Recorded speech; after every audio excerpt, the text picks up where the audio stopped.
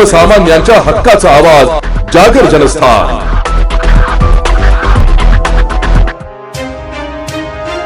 अनुसूचित जातींच्या उपवर्गीकरणाच्या निर्णयाला आता पीपल्स रिपब्लिकन पार्टीने कडाडून विरोध केलाय। उपवर्गीकरणामुळे जातींमध्ये भेदभाव आणि सामाजिक तेढ निर्माण होईल असा इशारा देत पार्टीने हा निर्णय तात्काळ रद्द करण्याची मागणी केली। पीपल्स रिपब्लिकन पार्टी महाराष्ट्र राज्य अध्यक्ष गणेश उन्हवणे यांच्या नेतृत्वाखाली आज पीपल्स रिपब्लिकन पार्टीच्या वतीने विभागीय आयुक्त कार्यालयासमोर भव्य निदर्शने करण्यात आली। शासनाला देण्यात आलेल्या निवेदनात म्हटलंय की महाराष्ट्र शासन अनुसूचित जातीच्या उपवर्गीकरणाची कोणतीही प्रक्रिया राबवू नये, त्यामुळे एससी प्रवर्गात फूट पडेल। पार्टीच्या म्हणण्यानुसार संपूर्ण अनुसूचित जाती प्रवर्ग हा एकजूट आणि कायमस्वरूपी ठेवण्यात यावा। कोणत्याही एका जातीला वेगळे करणे हे संविधानाने दिलेल्या समानता, सामाजिक न्याय आणि बंधुता या मूल्यांच्या विरोधात आहे। जर शासनाने उपवर्गीकरणाचा निर्णय घेतला तर पीपल्स रिपब्लिकन पार्टीच्या वतीने संपूर्ण महाराष्ट्रभर तीव्र लोकशाही मार्गाने आंदोलने करण्यात येतील। त्यामुळे निर्माण होणाऱ्या परिस्थितीला शासन प्रशासन जबाबदार राहील असा इशाराही निवेदनात देण्यात आलाय। त्यामुळे अनुसूचित जातीच्या उपवर्गीकरणाचा निर्णय तात्काळ रद्द करून एससी प्रवर्गाची एकजूट कायम ठेवावी अशी मागणी पीपल्स रिपब्लिकन पार्टी महाराष्ट्र राज्य यांच्याकडून करण्यात आली आहे। यावेळी पीपल्स रिपब्लिकन पार्टीचे जिल्हाध्यक्ष ॲडव्होकेट शशीभाई उन्हवणे, अनिल गांगुर्डे, नितीन पगारे, मुरली घोरपडे, देविदास डोके, रवी खरात, नवनाथ कातकाडे, अलका निकम, मीना पगारे, सरस्वती पाटोळे, प्रदीप वीर, प्रवीण पगारे आदी महिला, पुरुष व तरुण मोठ्या संख्येने सहभागी होते। पीपल्स रिपब्लिकन पार्टीच्या माध्यमातून प्राध्यापक जोगेंद्र कवडे सर आणि सर्व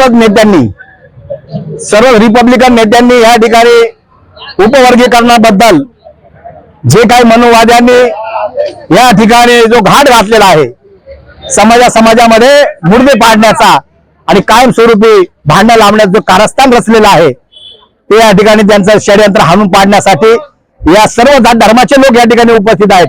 माध्यम समाजाचे नेते आमचे रवी खरात या ठिकाणी उपस्थित आहेत, डोके आहेत, अनिल गांगुर्डे आहेत, दीपक शिंदे आहेत, अनेक भालेराव आहेत, शशीभाई उन्हवणे आहेत। हे सर्व जात धर्माचे आमच्या महिला आघाडीचे नेते आहेत। हे सर्व जात धर्माचे लोक या ठिकाणी या मोर्चात सहभागी झालेले आहेत। आम्ही 59 जाती या एकत्र आहोत। आमच्यामधली कुठल्याही प्रकारचं भांडण नाहीये। सरकारने भांडण लावण्याचा प्रयत्न करू नये आणि आमच्या मातंग समाजाला असेल, चर्मकार समाजाला असेल, बौद्ध समाजाला असेल, यांना रोजगार मिळाला पाहिजे। त्यांना आजही सगळे 90% लोक बेरोजगार आहेत, नोकरी नाहीयेत। लोक अक्षरशः 2-2 हजारावरती प्राध्यापक काम करत आहेत, इंजिनियर काम करत आहेत। अशी अवस्था या देशात काही ठिकाणी तर ती पण नोकरी मिळत नाहीये। गुलामासारखं 2-2 हजार रुपयावरती लोकांना राबवून घेतलं जातं संस्थांकडनं, संस्था चालकांकडनं। आणि म्हणून या ठिकाणी रोजगाराचा, बेरोजगारीचा प्रश्न बाजूला राहिला, महागाईचा प्रश्न बाजूला राहिला, अन्य अत्याचाराचा प्रश्न बाजूला राहिला, आमच्या अल्पसंख्याक समाजावरती हल्ले होत आहेत ते बाजूला राहिले, त्यांचे मुर्दे पाडण्यात, आमच्या महिलांवरती बलात्कार होत आहेत।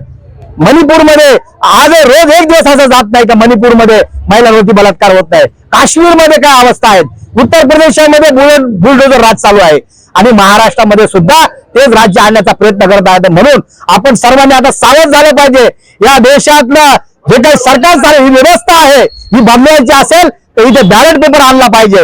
हे मशीन ही कॅन्सल झाली पाहिजे आणि बॅलेट पेपरची निवडणूक झाली पाहिजे। आता दिल्लीमध्ये आपण आंदोलनाची सर्व तयारी करूया आणि दिल्लीमध्ये आपण सर्व मिळून या आंदोलनात सर्व जात धर्माच्या लोकांना एकत्र करून या ठिकाणी दिल्लीत ही धडक देऊया आणि या देशातलं जे सरकार आहे, या देशातलं जे काही व्यवस्था परिवर्तन करायचं आहे, लोकांचं सरकार, संविधानवादी सरकार निर्माण करण्यासाठी आपल्याला या देशामध्ये ईव्हीएम मशीन घालवणं गरजेचं आहे आणि बॅलेट पेपर निवडणूक करणं गरजेचं आहे। म्हणून उपवर्गीकरणाच्या माध्यमातून जो काही घाट घातलेला आहे या ठिकाणी लोकांना फसवण्याचा आणि मारामाऱ्याला मुर्दे पाडण्याचा, तो सरकारने थांबवावा आणि या ठिकाणी आमच्या उपेक्षित वर्गाला महामंडळ आहेत, त्या ठिकाणी महामंडळाच्या वतीने आमच्या महिलांना कर्ज द्या, आमच्या बेरोजगार कार्यकर्त्यांना कर्ज द्या।